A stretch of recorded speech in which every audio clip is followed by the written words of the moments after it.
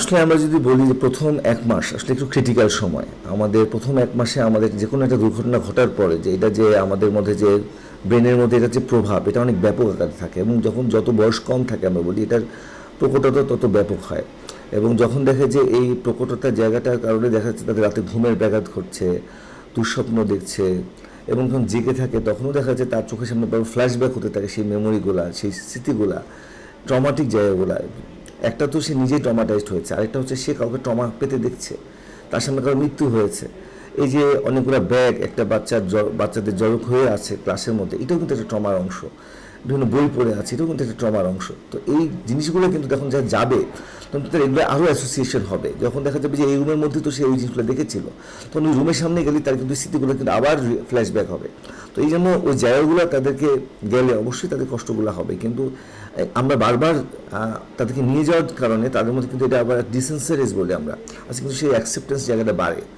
হ্যাঁ, এবং আমরা আজকে নাও কালকে তাদের স্কুলে যেতেই হবে, কিন্তু এই ক্ষেত্রে হয়তো আমাদের কিছু মানসিক সাপোর্ট লাগবে তাদেরকে দিতে। তাদের কাউন্সিলিংয়ের ব্যাপার আছে, তার ফ্যামিলি কাউন্সিলিংয়ের ব্যাপার আছে, পড়ালেখার ক্ষেত্রে কিছু ছাড়ের ব্যাপারও আছে। যে এই যে তার ট্রমা থেকে বের হয়ে সাধারণ অবস্থায় ফেরত এসে তার যে স্বাভাবিক লেখাপড়াতে সে মনোনিবেশ করবে, এই ব্যাপারটা কিন্তু এতটাই সহজ না। এবং আমরা বলি যে কয়েক মাস থেকে কয়েক বছর পর্যন্ত লেগে যেতে পারে এই যে বাচ্চাদের ক্ষেত্রে এই ট্রমার এক্সপিরিয়েন্সের ক্ষেত্রে তার স্বাভাবিক কাজের ক্ষেত্রে ব্যাহত হওয়ার ক্ষেত্রে।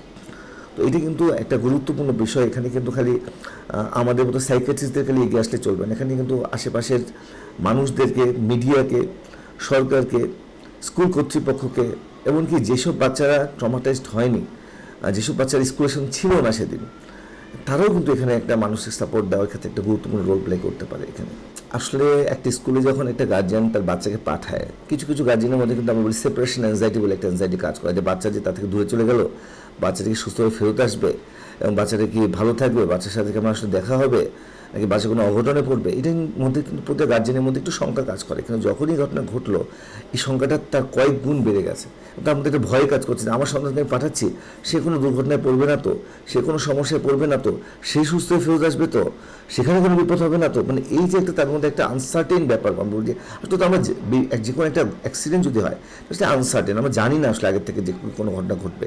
তো এই কারণে গার্জিয়ানের যে অ্যাক্সিডেন্ট যে আনসার্টেনিটি, এখানে গার্জিয়ানের মধ্যে একটা ভয় ডাউট কাজ করে যে আমার আসলে আমার সন্তানও সুস্থ আসবে তো, এবং এই সন্তানকে সুস্থ আসার ভয়ে উনি আর সন্তানকে তার বাসার বাইরে যেতে চান না। যদি বিপদ হয়, সে যদি একটা কোনো অ্যাক্সিডেন্ট ঘটে যায়, তো কারণ প্রতিটা বাবা মাই তো তার সন্তানের জায়গাটা কিন্তু খুবই একটা বড় ব্যাপার, যে তার যে আদরের ভালোবাসার জায়গাটা, এই জায়গাটা কিন্তু একটা অন্য কিছু দিয়ে কিন্তু এই ভালোবাসার জায়গাটা পূর্ণ হবে না কখনো। তো যারা হারিয়েছেন তারা তো কষ্ট পাচ্ছেনই, তো যারা হারাননি তারাও এই কষ্টের কারণে তাদের কষ্টটাও তাদের কিন্তু প্রভাব ফেলছে, কারণ তারাও তো মা যারা কষ্ট পাচ্ছেন।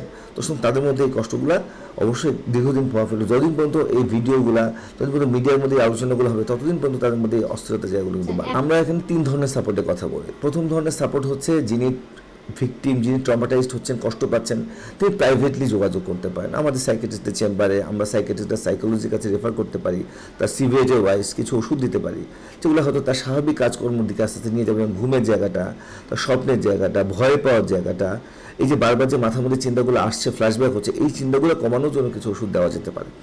আর কিছু কিছু ক্ষেত্রে আমরা সাইকোথেরাপির ব্যাপার বলে, কথা সেশনের ব্যাপার বলে, আস্তে আস্তে এটা মেনে নেওয়া, আস্তে ওই জায়গাতে তার যেই রিয়াকশনটা হচ্ছে সেই রিয়াকশনটা কমে আসা এবং সে যেন স্বাভাবিক কাজের মধ্যে যেতে পারে, সেক্ষেত্রে কিছু রিল্যাক্সেশন থেরাপি বলি আমরা, বিহেভিয়ার থেরাপি, এগুলো দেওয়ার মাধ্যমে আস্তে আস্তে আমরা নিয়ন্ত্রণের মধ্যে আনতে পারি। এই যে এক ধরনের প্রাইভেট বেসিসে।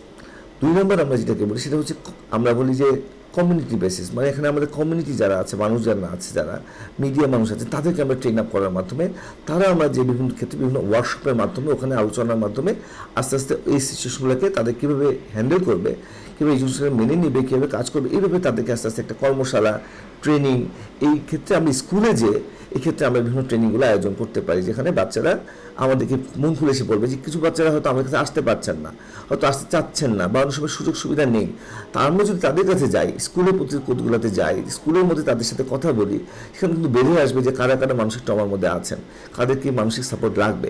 এবং সেক্ষেত্রে আমরা তাদের গ্রুপ করে কিন্তু গ্রুপ সেশনের কিন্তু আয়োজন করতে পারি, যেগুলো কিন্তু আমি স্কুল কর্তৃপক্ষের সাথে কথাবার্তা বলে এই ব্যাপারে কিন্তু কাজ করতে পারি, যেটা কমিউনিটির সাথে সম্পর্কিত। যে কমিউনিটির মধ্যে কমিউনিটি আমাদের যে রোল প্লে করতে, সেই ক্ষেত্রে আমরা কমিউনিটিকে ট্রেনিং দিব এবং স্কুলে যে আমরা তাদেরকে ট্রেনিং দেবো। কমিউনিটির মধ্যে ট্রেনিংয়ের ক্ষেত্রে আমরা বলি যে বিভিন্ন ধরনের সামাজিক যে মানুষজন আছেন, কাজ করছেন, ভলেন্টিয়ার আছেন, কিছু কিছু ক্ষেত্রে কিছু কিছু আমাদের ব্যক্তিত্ব আছেন যারা হয়তো এই ক্ষেত্রে কিছুটা অনুদান দিচ্ছেন, তাদেরকে আমরা এই ক্ষেত্রে কিছু ট্রেনিং দিতে পারি যে তারা কীভাবে এই ক্ষেত্রে বাচ্চাদেরকে হেল্প করতে পারে।